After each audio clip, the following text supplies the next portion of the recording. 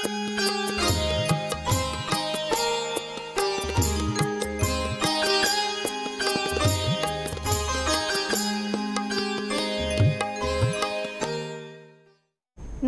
সমস্ত দর্শক বন্ধুদেরকে অনেক স্বাগত। শুরু করছি এই মুহূর্তের নক্ষত্র বার্তা অনুষ্ঠান। আমাদের সঙ্গে যে সমস্ত বন্ধুরা রয়েছেন তারা কিন্তু অবশ্যই তাদের নিজেদের প্রশ্নগুলো সরাসরি এখানে জেনে নিতে পারবেন, আলোচনা করতে পারবেন। কারণ আমাদের সঙ্গে নক্ষত্র বার্তা অনুষ্ঠানে হটসিটে রয়েছেন এমন একজন মানুষ যিনি অন্যতম শ্রেষ্ঠ একজন জ্যোতিষ ব্যক্তিত্ব। স্বাগত জানাবো শ্রী গোপাল ভট্টাচার্য। অনেক স্বাগত গোপাল দা আপনাকে অনুষ্ঠানে। গোপাল দা, আজকে যদি আপনি বিভিন্ন গ্রহদের নিয়ে আমাদের বন্ধুদেরকে কিছু বলেন। না, আমি অলরেডি আলোচনা শুরু করেছি। আজকে আসলে আমি যেটা মেন আলোচনা আমি বলছিলাম সেটা হচ্ছে আমাদের উপরে কোন গ্রহের শুভ প্রভাব বা কোন গ্রহের অশুভ প্রভাব চলছে ইনস্ট্যান্টলি আমরা এটা কি করে বুঝবো। আমি শুক্র পর্যন্ত বলেছিলাম, আজকে বৃহস্পতিকে নিয়ে বলবো। বৃহস্পতি এমন একটা গ্রহ যেই গ্রহটা আমাদের অর্থভাগ্যকে নিয়ন্ত্রণ করে। দেখুন, আপনার জীবনে আর্থিক অবস্থা কেমন হবে, আপনার ছেলের বা আপনার পরিবারের বা আপনার সন্তানের বা আপনার ব্যবসার অবস্থা কেমন যাবে, চাকরি সূত্রে আপনি কতটা অর্থ লাভ করতে পারবেন, আর্থিক বিষয়ে যা কিছু ব্যাপার সবই কিন্তু আমাদের রাশিচক্রে জ্যোতিষশাস্ত্রের মতে বৃহস্পতি থেকে বিচার করা হয়। ওই জন্য বলা হয় তুঙ্গ বৃহস্পতি। যার বৃহস্পতি যত ভালো, যার বৃহস্পতি যত পাওয়ারফুল, তার তত অর্থনৈতিক ভাগ্য তত ভালো বা তত শুভ বলে বিবেচিত হয়। একদম। তা আমি এই নিয়েই আমাদের আজকের মূল আলোচনা আমি করব বৃহস্পতি গ্রহ নিয়ে। একটা ফোন নিয়ে নিই আমরা শিফাকে। হ্যাঁ নমস্কার, কে রয়েছেন? হ্যাঁ নমস্কার। নমস্কার, বলুন। আমি আগরতলা থেকে বলছি। আমি গোপালদার কাছে আমার ছেলের জন্য গিয়েছি, ছেলে এখন ভালো আছে, চাকরি করছে। বাহ। আগরতলার কোথা থেকে? আগরতলা আমি পুষ্পবিশ্রমণির থেকে বলছি। কোত্থেকে? ওই কামনশ্রমণি বকতলা মাঝামাঝি বাড়ি। ও আচ্ছা আচ্ছা, ছেলের জন্য এসেছিলেন? হ্যাঁ, ছেলের জন্য গিয়েছি, ছেলে এখন চাকরি করছে। কোথায়? ছেলে এখন বেঙ্গালুরুতে আছে। বাহ, খুব ভালো, বলুন। এখন মেয়ের সম্বন্ধে জানবো একটু, মেয়ের বিবাহটা। মেয়ের নাম বলুন। মেয়ের 16 অক্টোবর। হ্যাঁ, 16 অক্টোবর 1993। হ্যাঁ হ্যাঁ। আচ্ছা, আমি কটার সময়? সকাল 9টা 5। সকাল 9টা। কোথায় জন্মস্থান? আগরতলা। আগরতলাতে। আচ্ছা, আগরতলা যারা দেখছেন, আগরতলা বিশেষ করে আগরতলা, উদয়পুর, কেন আগরতলায় তো উদয়পুর, তারপর হচ্ছে সাবরুম, কৈলাসহর সমস্ত জায়গা থেকেই মানুষরা আসেন। আগরতলায় আমার কিন্তু এই কি বলে এপ্রিল মাসেই কিন্তু চেম্বার রয়েছে। মার্চ মাসে এই মাসই আছে তো। হ্যাঁ, সুতরাং যারা এই 8584038631 আগরতলার যারা বন্ধু দর্শক বন্ধুরা রয়েছেন, আগরতলা আমার চেম্বার খুব সহজ জায়গায়, তুলসীবতী যে বালিকা বিদ্যালয় তার ঠিক কাছেই আগরতলা আমার চেম্বার রয়েছে। তো যারা আগরতলা দর্শক বন্ধুরা রয়েছেন, আগরতলা, কৈলাসহর, উদয়পুর, সাবরুম বিভিন্ন জায়গা থেকে আগরতলার মানুষরা আসেন, তারা এই যে 8584038631 এই নাম্বারটাতে কন্ট্যাক্ট করবেন। যাই হোক, আপনার মেয়ের ব্যাপারে আমি বলি। মেয়ের আপনি বললেন আপনার মেয়ের ডেট অফ বার্থ 16 অক্টোবর 1993, তাই তো? সকালবেলা 9:05 জন্মস্থান আগরতলা। এইটা বৃশ্চিক লগ্নেও এবং তুলা রাশির ছক, মানে আপনার মেয়ের হচ্ছে বৃশ্চিক লগ্ন আর জন্ম রাশি হচ্ছে তুলা রাশি। জন্ম নক্ষত্র স্বাতী নক্ষত্র, দেবগণে জন্ম, শুক্লপক্ষের প্রতিপদ তিথি ছিল। কেমন? এগুলো আগে জানতেন কি? হ্যাঁ, আগে জানতাম। আচ্ছা, লগ্ন জ্যেষ্ঠা নক্ষত্রে রয়েছে। লগ্ন জ্যেষ্ঠা নক্ষত্রে থাকলে বাড়ির সকলকে পরিচালনা করতে পারে। বাড়ির অধিকাংশ দায়িত্ব আপনার মেয়েই পূরণ করবে, ছেলের থেকেও বেশি বাড়ির ব্যাপারে মেয়ে বেশি অ্যাক্টিভ হবে। কেমন? রবি চিত্রা নক্ষত্রে রয়েছে, বুধ বিশাখা নক্ষত্রে রয়েছে। আচ্ছা, শুক্র উত্তর ফল্গুনী নক্ষত্রে রয়েছে, মঙ্গল স্বাতী নক্ষত্রে, বৃহস্পতি চিত্রা, শনি ধনিষ্ঠাতে তো খুব ভালো ফল দেয়। শনি ধনিষ্ঠা নক্ষত্রে থাকলে নিজস্ব কেরিয়ার বা ভালো চাকরি দেয়। হ্যাঁ, শনি থেকে আমরা দাসত্ব, এইটা হচ্ছে মোটামুটি জন্মছক। দেখুন, লগ্নে রাহু, দ্বিতীয় কোনো গ্রহ নেই, তৃতীয় শনি, সব কাজ একটু লেটে হয়। দেখবেন পরীক্ষার সময় রেজিস্ট্রেশনটাও আসতে সব থেকে দেরি হয়। মানে যে কোনো কাজ একটু দেরিতে গিয়ে হয়। কেমন?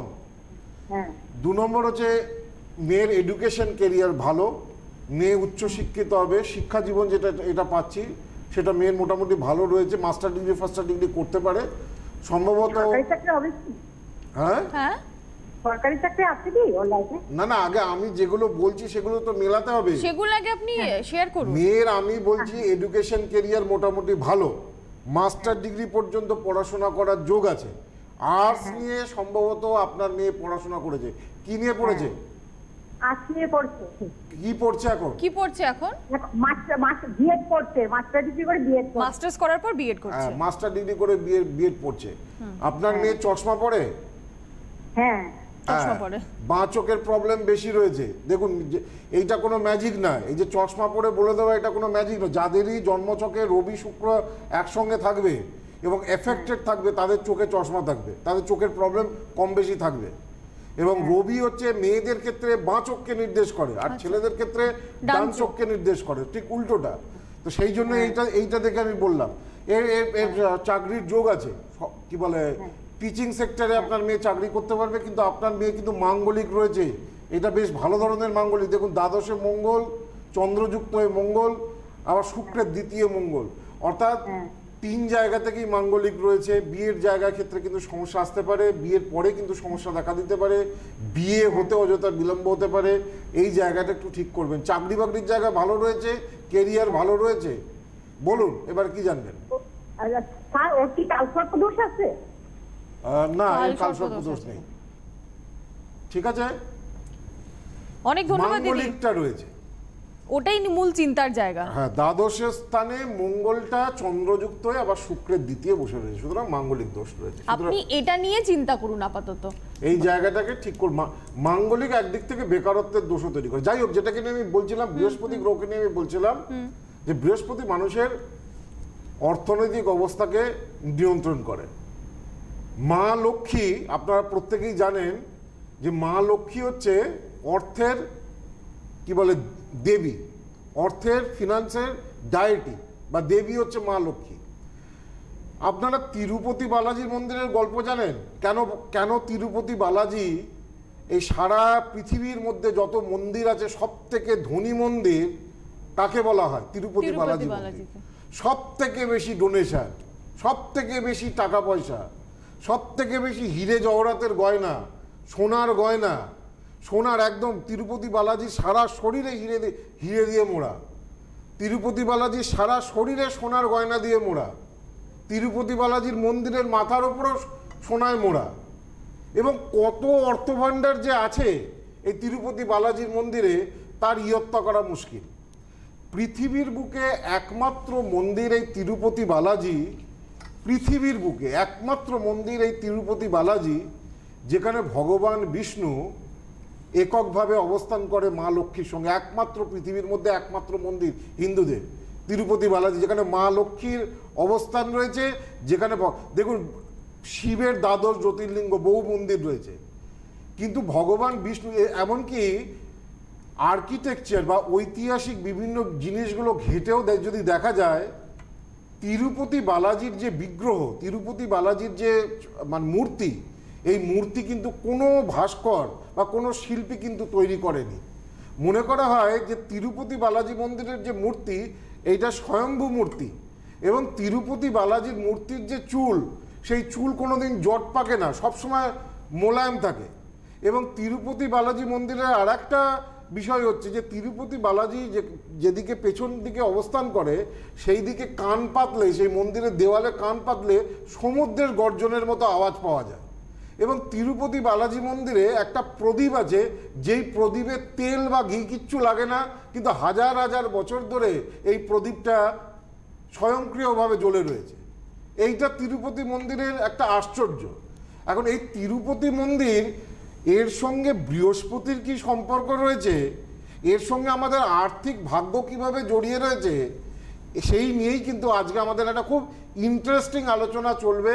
যে তিরুপতি বালাজি মন্দিরের সঙ্গে আর্থিক, যত ভারতবর্ষে বড় বড় ধনী লোক রয়েছে, আর্থিক দিক থেকে স্থিতিশীল লোক রয়েছে, শুধু আর্থিক কেন, দরিদ্ররাও তিরুপতি মন্দিরে গেলে কিছু না কিছু অর্থ দান করে। এবং এই অর্থ দান করলে তাদের জীবনে কখনো লক্ষ্মীর কৃপা থেকে তারা বঞ্চিত হয় না। তিরুপতি মন্দিরে কেউ যদি অর্থ দান করে, কেউ যদি গয়না দান করে, কেউ যদি সোনা দান করে, কেউ যদি অর্থ দান করে, তার কখনো তাদের জীবনে কখনো আর্থিক দুর্ভাগ্য কিন্তু আসে না। সুতরাং এই তিরুপতি বালাজি কেন আসে না এবং তিরুপতি বালাজির সঙ্গে বৃহস্পতি গ্রহের কি সম্পর্ক, সেই নিয়ে আমাদের আলোচনা চলবে। একদম খুব ইন্টারেস্টিং একটা আলোচনা থাকবে। তার সঙ্গে ফোনে কে আছেন? নমস্কার, বলুন। হ্যাঁ, আমি গুজরাট থেকে বলছি। গুজরাট থেকে কে বলছেন? আমি অভিষেক রায়। অভিষেক, নিজের সম্বন্ধে জানতে চাইছেন অভিষেক? হ্যাঁ, আমি নিজের সঙ্গে জানতে চাইছি। আচ্ছা, ডেট অফ বার্থ বলুন। কোথা থেকে? গুজরাট থেকে? গুজরাট থেকে। 1984। তা গুজরাট থেকে তুমি দেখছো কি করে? টিভিতে দেখছি। টিভিতে? হ্যাঁ, টিভিতে দেখছি। Tata sky? হ্যাঁ, টাটা স্কাইতে দেখছে। আমার ডেট অফ বার্থ 25/10/1984। 25/10/84? হ্যাঁ। কতদিন ধরে অনুষ্ঠান দেখছো? দেখছি 3-4 মাস ধরে দেখছি। আমি আপনার ফলো করি। 25 অক্টোবর 1984, কটার সময়? 10:30, সকাল 10:30। কোথায় জন্মস্থান ছিল? দুর্গাপুর। দুর্গাপুর। রাশি লগ্ন এগুলো জানো? তুলা রাশি জানি। তুলা রাশি? হ্যাঁ। আচ্ছা, এখান থেকে যেটা পাওয়া যাচ্ছে, এটা জন্মবার দেখাচ্ছে বৃহস্পতিবার ছিল, ধনু লগ্ন, তুলা রাশি, সাতী নক্ষত্র, দেবগণ। কেমন? আচ্ছা, এইটা হচ্ছে জন্মছক। প্রথম কথা হচ্ছে লগ্নে মঙ্গল এবং বৃহস্পতির এই যোগটা ভালো, এটাকে বলা হয় কুজ্জীব যোগ। মঙ্গল বৃহস্পতির একসঙ্গে যদি কোনো যোগ যদি জন্মকুষ্ঠিতে পাওয়া যায়, তাহলে নিজস্ব গৃহ বা সম্পদ বা ফ্ল্যাট বা বাড়ি বা নিজস্ব সম্পত্তি এগুলো হয়ে থাকে। কেমন? আচ্ছা, লগ্নের ষষ্ঠ স্থানে রাহু রয়েছে, পেটের প্রবলেমে খুব ভুগতে হবে। ষষ্ঠ স্থানে রাহু থাকলে পেটের প্রবলেম খুব দেয়। রবি, বুধ, শনি, চন্দ্র একসঙ্গে রয়েছে। শনি চন্দ্র একসঙ্গে থাকার জন্য বীজ দোষ তৈরি হয়েছে, মেন্টাল স্যাটিসফ্যাকশনের অভাব। তুমি মানসিক ব্যাপারে খুব খুঁতখুঁতে, যতক্ষণ না কোনো কাজ তোমার নিজের মতো না হয় ততক্ষণ সেই জায়গা থেকে তুমি মেন্টালি স্যাটিসফাইড হতে পারো না। ঠিক আছে? টেকনিক্যাল লাইন নিয়ে কাজ করবে। শনিচন্দ্র যেহেতু একসঙ্গে রয়েছে, রবি নিচস্থ রয়েছে জন্মকুষ্ঠিতে, সুতরাং রবি মানে হচ্ছে মানুষের নেম, ফেম, রেপুটেশন, জীবনে হায়ার স্ট্যাটাস। এই জায়গাটা খুব দুর্বল হয়ে রয়েছে একাদশ স্থানে, আয়ের জায়গায়। যতটা তোমার জবের ক্ষেত্রে যতটা স্যাটিসফ্যাকশন দরকার ততটা আসতে চাইবে না। তোমার হয়তো যোগ্যতা আছে, সমস্ত কিছু আছে, দেখবে কিন্তু তোমার থেকে কম যোগ্যতা সম্পন্ন লোকেরা হয়তো দাঁড়িয়ে যাবে, কিন্তু সেই জায়গায় তোমার পৌঁছতে কিন্তু বেগ পেতে হবে। কেমন? এইটা হচ্ছে হরোস্কোপের মোদ্দা কথা। এখন কি জানতে চাইছো? আমি জিজ্ঞেস করছি যে আমি একটা পিএসইউ তে কন্ট্রাকচুয়াল এমপ্লয়ি। হ্যাঁ। তো ওটা কি ভবিষ্যতে কিছু পার্মানেন্ট হওয়ার কিছু সম্ভাবনা আছে? আচ্ছা, আমি কি বললাম শুনতে পেয়েছো? হ্যাঁ। কি বললাম বলো তো? চাকরিতে স্যাটিসফ্যাকশন হবে না। না, একাদশ স্থান হচ্ছে আয়ের জায়গা, সফলতার জায়গা। সেখানে রবির মতো নিচস্থ গ্রহ আর তার সঙ্গে শনিচন্দ্র একসঙ্গে বসে রয়েছে।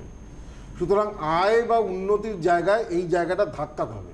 সেজন্য তুমি গুজরাটে থাকো, তোমার আশেপাশে যদি কোনো ভালো জ্যোতিষী থাকে তার কাছে গিয়ে সবার আগে এই জায়গাটাকে ঠিক করে প্রতিকার প্রতিবিধান করানোর চেষ্টা করো। ঠিক আছে? বাড়ির কাছাকাছি বা যে কোনো জায়গা যদি কোনো ভালো কেউ থাকে এই জায়গাটা ঠিক করো। যতক্ষণ না এই জায়গাটা রেকটিফাই করা হবে, আয় উন্নতির জায়গা বা স্যাটিসফ্যাকশনের জায়গা আসবে না। থ্যাংক ইউ ফোন করার জন্য অভিষেক। আমি চট করে একবার বলে দিই সামনে চেম্বারগুলো কোথায় রয়েছে। যেমন এই মাসে আগরতলায় তো আপনারা যোগাযোগ করতে পারবেন, এবং যেমনটা গোপালদা শুরুতেই বললেন, যারা আগরতলা চেম্বারে আসবেন তারা 8584038631 এই নম্বরটাতে ফোন করুন। এছাড়া এপ্রিল মাসে কিন্তু মালদায় চেম্বার রয়েছে, এপ্রিলের একেবারে শুরুর দিকে, এপ্রিলের 2 তারিখে মালদায় রয়েছে চেম্বার। শিলিগুড়িতে আপনারা গোপালদাকে পেয়ে যাবেন এপ্রিল মাসের 7 তারিখে। কৃষ্ণনগরে থাকছেন 12 তারিখ এপ্রিল মাসের কথা বলছি। 15ই এপ্রিল গুয়াহাটিতে থাকছেন আপনাদের জন্য গোপালদা। মেদিনীপুরে থাকছেন 19শে এপ্রিল। 22শে এপ্রিল আসানসোলে থাকছে চেম্বার। দুর্গাপুরে আপনাদেরকে সময় দিচ্ছেন এপ্রিল মাসের 10 তারিখ। একটু জায়গাগুলো আপনারা দেখে নেবেন। বর্ধমানে চেম্বার থাকছে 23শে এপ্রিল। এরপরে আমি বলে দেবো আপনাদেরকে কোচবিহারের কথা, কারণ কোচবিহারেও কিন্তু চেম্বার থাকবে এবং সেটা এপ্রিল মাসের 17 তারিখে। মে মাসে চেম্বার রয়েছে, মে মাসের চেম্বার ব্যাঙ্গালোরে, ব্যাঙ্গালোরে জুলাই মাসে চেম্বার থাকছে। দিল্লিতেও চেম্বার রয়েছে, হায়দ্রাবাদে চেম্বার রয়েছে, আপনারা সেখানে যোগাযোগ করে নেবেন। হলদিয়া চেম্বারের কথাটা আমি বলবো, হলদিয়াতে কিন্তু 25 তারিখ, মার্চ মাসের 25 তারিখ হলদিয়াতেও চেম্বার রয়েছে, এবং আগরতলাতেও মার্চ মাসে চেম্বার পাচ্ছেন। মানে আগামী দুটো চেম্বার থাকবে, একটা হলদিয়া এই মাসেই আর একটা আগরতলা।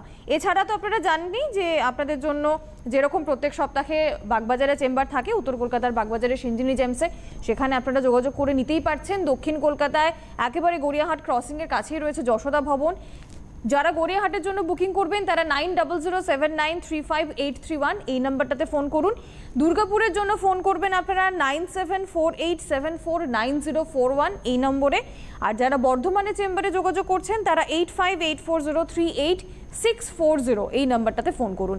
আগরতলার কথা আরেকবার বলবো, 8584038631 এই নম্বরটাতে ফোন করুন, কারণ এই মাসেই আগরতলায় চেম্বার রয়েছে এবং এই মাসেই আপনারা হলদিয়াতেও চেম্বার পাবেন। আচ্ছা, মে মাসের মাঝামাঝি পর্যন্ত কিন্তু আমাকে সমস্ত চেম্বারে এগুলোতে পাবেন। হ্যাঁ, মে মাসের মাঝামাঝি থেকে শেষ ভাগ কিন্তু আমি ইন্ডিয়াতে থাকবো না। আমি 15 দিনের জন্য আমি প্রথমে সিঙ্গাপুর, সেখান থেকে অস্ট্রেলিয়া আমি যাচ্ছি। আমাদের অ্যাস্ট্রোলজিক্যাল কনফারেন্স রয়েছে, আপনারা প্রত্যেকে জানেন যে আমাদের সারা পৃথিবীতে অ্যাস্ট্রোলজির জ্যোতিষের ওপর কনফারেন্স হয়, সেগুলো অ্যাটেন্ড করতে। তো যা কিছু বুকিংগুলো মে মাসের শেষের দিকটা কিন্তু বেশি বুকিং কিন্তু পাওয়া যাবে না সেরকমভাবে, কিন্তু কোনো জুন মাস থেকে আবার যথারীতি চেম্বার রয়েছে। সুতরাং মালদা বা আগরতলা বা গৌহাটি এগুলো রিসেন্টলি চেম্বার রয়েছে। এই 8584038631, 3635 আর 637 এই নম্বরে ফোন করে বিস্তারিতভাবে। কারণ মালদা, শিলিগুড়ি, আগরতলা, গুয়াহাটি এই প্রত্যেকটা জায়গাতেই চেম্বার রয়েছে। এখানে আপনারা ফোন করুন, অবশ্যই ফোন করুন 8584038631 একটা ফোন কি নিয়ে নেবো। গোপাল দা কে রয়েছে? নমস্কার। হ্যালো, হ্যাঁ, আমি বলুন। পূর্ণগড় থেকে গোপা ব্যানার্জি বলছি। গোপাদি কোথা থেকে বলছেন? পূর্ণগড় থেকে। কোন্নগর থেকে গোপাদি। হ্যাঁ নমস্কার, বলুন কার সম্বন্ধে জানবেন? গোপালদা, আমার অনেক নাম নেবেন। হ্যাঁ, আমার ছেলের নাম অভিষেক ব্যানার্জি।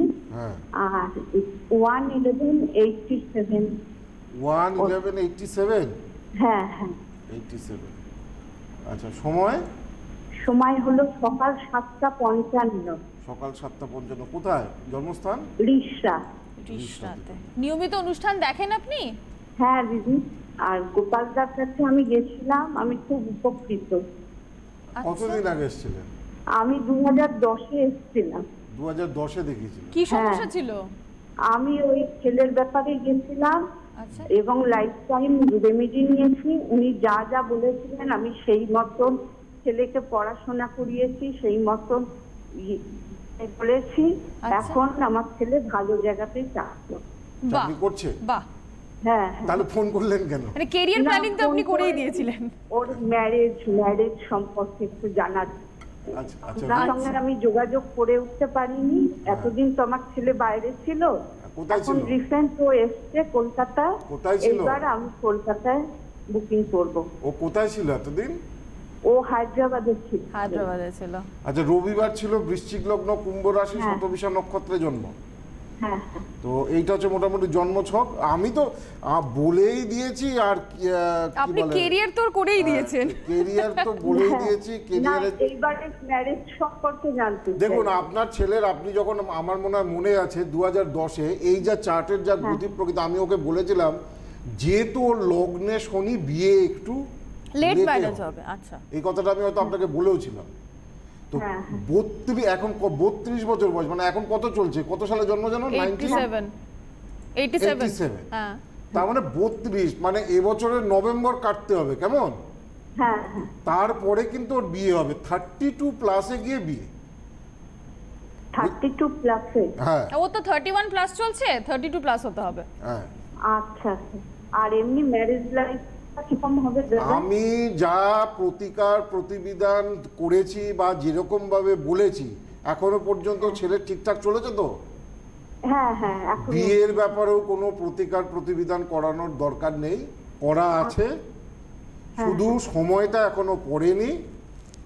নভেম্বর মাসের পরে দেখবেন 2019-এর নভেম্বর থেকে ঠিক এপ্রিল, এই যে সময় আপনার ছেলের বিয়ে হয়ে যাবে, এটুকু শিওর। হ্যাঁ, 2019-এর নভেম্বর থেকে, এই বছরের নভেম্বর থেকে 2020-এর এপ্রিলের মধ্যে এর একদম 100% ম্যারেজ দেখাচ্ছে। আচ্ছা, আপনি নিশ্চিন্ত থাকুন, ভালো হবে তো ম্যারেজ লাইফ। কোনো চিন্তা করবেন না, গোপালদা কথা দিয়েছে। না, এতদিন পর্যন্ত কি খারাপ হয়েছে কিছু? না, একদম না। তাহলে আপনি ভয় পাচ্ছেন কেন?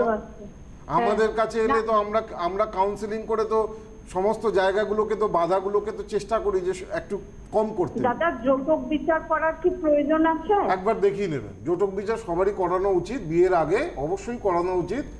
তো এইটা একবার দেখিয়ে নেবেন যৌতুক বিচারটা, ঠিক আছে? আপনি নিশ্চিন্ত থাকুন, কোনো টেনশন করবেন না। গোপালদা যখন দায়িত্ব নিয়েছেন তখন এটা নিয়ে ভাবার কোনো জায়গাই নেই। দায়িত্ব 10 বছর আগে নিয়েছি, 2010-এ দেখেছি। ও তো মানে তৈরি হয়ে গেছে, ওর তো ক্যারিয়ার রেডি, ভালো হয়ে গেছে। বিয়ে লগ্নে শনি, দেখুন লগ্নে যদি শনি তাকে বিয়েতে দেরি হবে, সপ্তমে বা অষ্টমে যদি মঙ্গল তাকে বিয়েতে দেরি হবে। আর কথায় আছে শনি সপ্তম ঘরে অবশ্য তারা খোঁড়া করে, সপ্তমে শনি থাকলেও বিয়েতে দেরি হয়। আর শনি যদি সপ্তমে যদি পূর্ব ভাদ্রপদ বা উত্তর ভাদ্রপদ নক্ষত্রগুলোতে চলে যায়, ম্যারেজ লাইফের ক্ষেত্রে ডিস্টার্ব আছে। অনন্ত কালসর্প যদি কারোর যদি থাকে বিয়েতে দেরি হয়। এগুলো একটা গ্লান্স দেখে মোটামুটিভাবে বলা যায়। তো যেটাকে নিয়ে আমি বলছিলাম যে তিরুপতি বালাজি মন্দিরের সঙ্গে বৃহস্পতির কি সম্পর্ক এবং মন্দিরের গল্প কি। একবার সমস্ত ঋষিরা বলল যে এই যে আমাদের 3 জন যে দেবতা আছে ব্রহ্মা বিষ্ণু মহেশ্বর, এর মধ্যে কে শ্রেষ্ঠ সেটা আমাদের বার করতে হবে।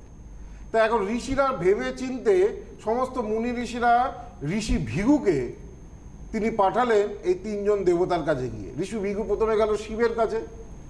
শিব তখন পার্বতীর সঙ্গে গল্পে ব্যস্ত, ঋষি ভৃগুকে দেখেও দেখলো না।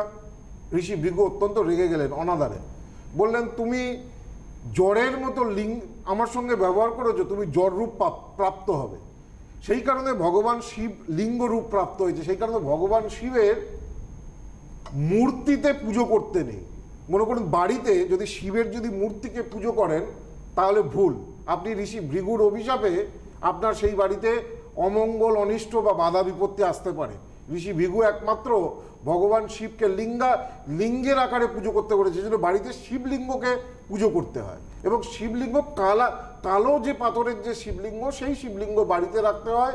সাদা পাথরের শিবলিঙ্গ বাড়িতে রাখতে নেই। স্ফটিকের শিবলিঙ্গ এগুলো ফ্যান্সি পাওয়া যায়, এগুলোতে পুজো করে শিবের কৃপা পাওয়া যায় না। তো যাই হোক, সেই জন্য শিব লিঙ্গের আকারে পূজিত হলো। ব্রহ্মার কাছে গেল, ব্রহ্মা তখন গায়ত্রীর সঙ্গে ব্যস্ত, ঋষিকে কোনো আদরই করলেন না, যত্নই করলেন না। ভৃগু ব্রহ্মাকে অভিশাপ দিল যে তুমি আমাকে যেহেতু কোনো আদর যত্ন সম্মান হাই হ্যালো, আমরা একটা সাধারণ মানুষকে দেখলেও কি বলি হাই হ্যালো বা কেমন আছেন, এটুকু তো বলি, ভালো আছেন তো, সেটুকু বলারও সময় নেই। সেজন্য ব্রহ্মাকে অভিশাপ দিল এই পৃথিবীতে তোমার কোথাও পুজো হবে না, কেউ পুজো করবে না। সেই কারণে দেখুন আমাদের সব দেবতার পুজো হয়, বিষ্ণুর পুজো হয়, শিবের পুজো হয়, কিন্তু ব্রহ্মার কোনো পুজো হয় না। এই রাগ নিয়েই ভৃগু আবার বৈকুণ্ঠ লোকে বিষ্ণুর কাছে গেল। এখন এই যে বৈকুণ্ঠ লোকে বিষ্ণুর কাছে গেল, গিয়ে কি হলো সেই গল্পটা কিন্তু কালকে 3টের সময় লাইভে আমি আসছি, সবাই শুনবেন যে তিরুপতি বালাজির সঙ্গে আমাদের আর্থিক সৌভাগ্য কি করে জড়িত, সেই নিয়ে আগামীকাল যে দুপুর 3টের লাইভ রয়েছে, সেই লাইভে আমি বিস্তারিতভাবে ডিসকাস করব। অবশ্যই। অনেক ধন্যবাদ আপনাকে গোপালদা, এখনকার মতন এ পর্যন্তই। Krishnamurthy institute of astrology Paschimbanga তথা ভারতবর্ষের সর্ববৃহৎ জ্যোতিষ প্রতিষ্ঠান। ইনস্টিটিউটের প্রতিষ্ঠাতা অধ্যক্ষ শ্রী গোপাল ভট্টাচার্যের প্রত্যক্ষ তত্ত্বাবধানে হাতে কলমে 6 মাসের সনাতন জ্যোতিষ, কৃষ্ণমূর্তি পদ্ধতি, নারী জ্যোতিষ, বাস্তুশাস্ত্র, সংখ্যাতত্ত্ব ও হস্তরেখা কোর্সে ভর্তি চলছে। শিক্ষান্তের রেজিস্ট্রেশন এবং সার্টিফিকেট প্রদেয়।